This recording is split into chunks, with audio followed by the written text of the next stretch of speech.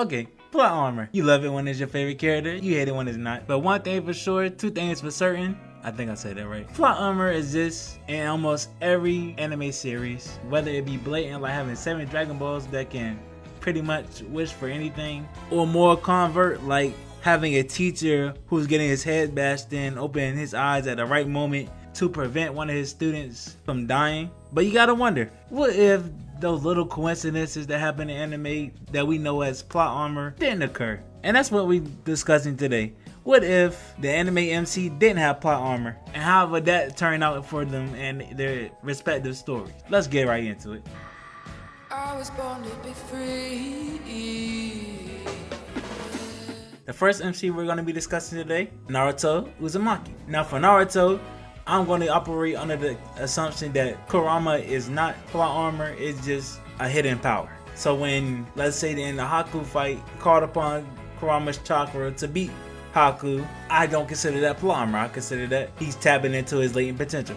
Also for Naruto, there's a couple of moments that you can say were plot armor, like his fight versus Pain. Again, that was more accessing Kurama's chakra than plot armor. I mean, you can say a little plot armor. I think it had hints of plot armor, but it's not full on bodysuit, helmet, you know what I mean, the whole, you dig, plot armor. Now the point I point to in the Naruto story, where I can 100% say is plot armor, in the war arc when him and Killer Bee ran into Itachi and Pain. So you're telling me Itachi planted a Genjutsu crow into Naruto's mouth that somehow became physical, snapping him out of the reanimation jutsu. Now that's plot armor.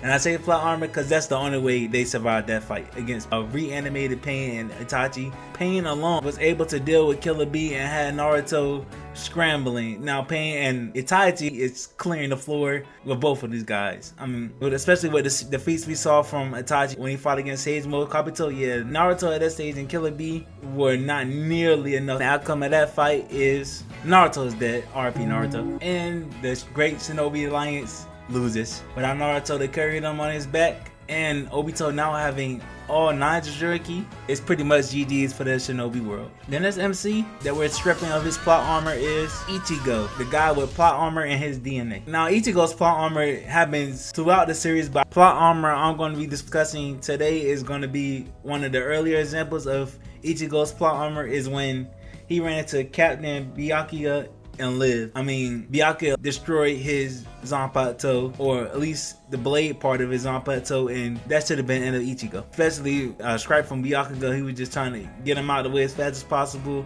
One strike to the heart, or wherever he hit him. I think it was the heart. I know for a fact Byakuya hit him fatally, and that should have been the end of Bleach. RP Ichigo. Aizen takes over the world without a hit. Party defeats the Royal Guard, kills the Soul King, and now he's the new Soul King. No Yhwach, no 1,000-year blood war, just Aizen on top. Okay, moving on. Alright, the next MC, Monkey D. Luffy. For Monkey D. Luffy, I have 2 different plot armors I'm going to discuss, or 2 instances of Luffy's plot armor that I'm going to be discussing. The first one I'm going to bring up is kind of mixed. That's why I have the second one to back it up, because the first one there I can see a way where all the events can still transpire without it being labeled as plot armor, but the second one is concrete, like airtight. The first instance of plot armor I want to discuss is Luffy drowning. Now initially you may ask yourself, what's plot armory about Shanks saving Luffy? Well, after this instance, throughout the rest of the series, whenever a Devil Fruit user gets into water, he immediately sinks. But when Kid Luffy, with his Devil Fruit, gets into water, he's able to tread water long enough for Shanks to see him and then rescue him. I mean, look at it. Every other Devil Fruit user in the series, then Luffy.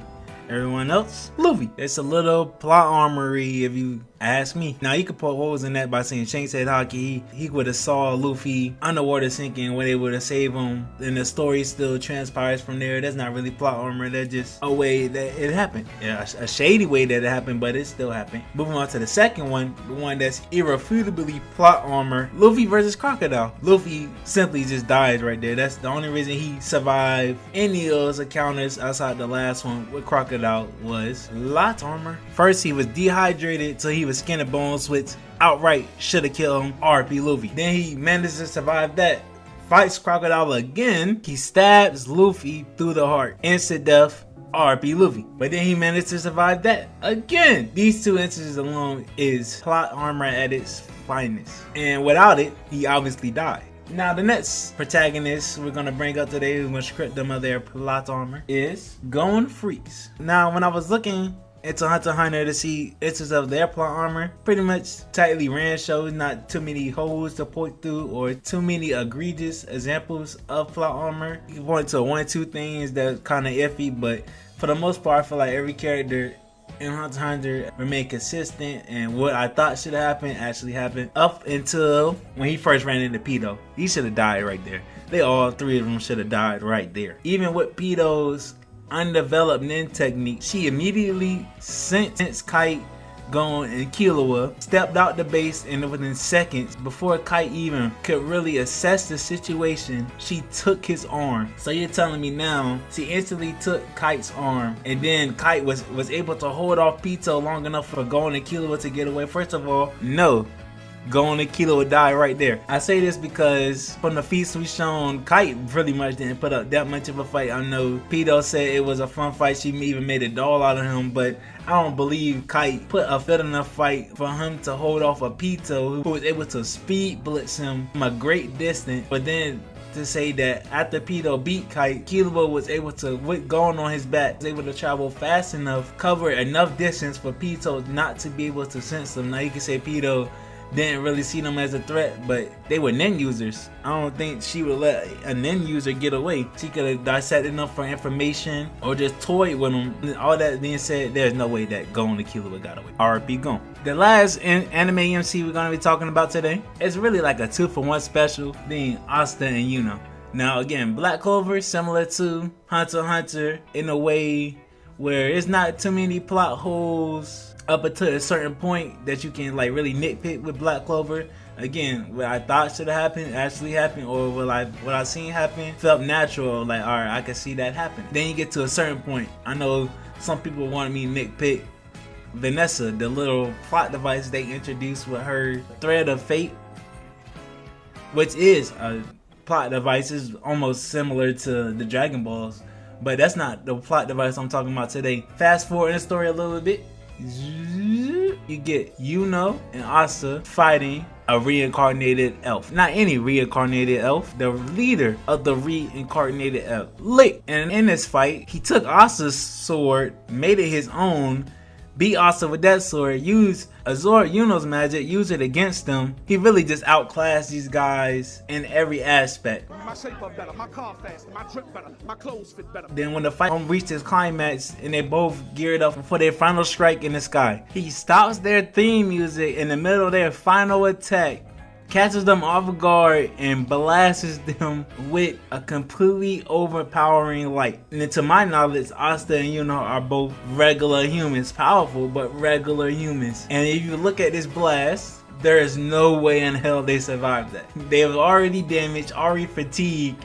It was literally the last amount of their energy they had, and they were completely overwhelmed. Just look at the aftermath of this.